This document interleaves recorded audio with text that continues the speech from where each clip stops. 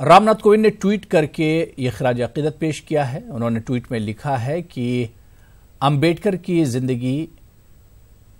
जिंदगी भर जदीद हिंदुस्तान के लिए वो जद्दोजहद करते रहे, जात पात और दीगर तरह के तासुब के खिलाफ लड़ते रहे। कमजोर तबकात और खवातीन के लिए अंबेडकर ने यकसा हुकूक यकीनी बनाए।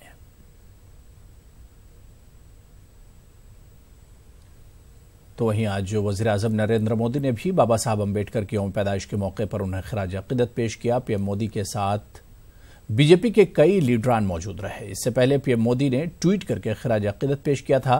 पीएम मोदी ने ट्वीट करके कहा था कि बाबा साहब इंसाफ का एक आला नमूना है, इनकी अजमतें हमेशा जिंदा और ताबिंदा रहेंगी। जय भीम। तो वहीं बीजेपी सदर अमित शाह ने भी ट्वीट किया और लिखा कि अंबेडकर की सोच और शख्सियत हम सबको हौसला देती है। जिंदगी भर नाइंसाफी के खिलाफ अंबेडकर ने जद्दोजहद की। उनकी जद्दोजहद समाजी हमाहंगी के लिए थी। अमित शाह, अंबेडकर के आइन से हर तबके की फलाह मुमकिन है। आगे बढ़ेंगे। तेजस्वी यादव ने नीतीश कुमार पर कई बड़े इल्जामात लगाए हैं। तेजस्वी का कहना है कि जेडीयू कांग्रेस के साथ इत्तेहाद करना चाहती थी, क्योंकि आरजेडी ने इत्तेहाद से इनकार कर दिया था। हालांकि कांग्रेस ने तेजस्वी के दावे को सिरे से खारिज कर दिया।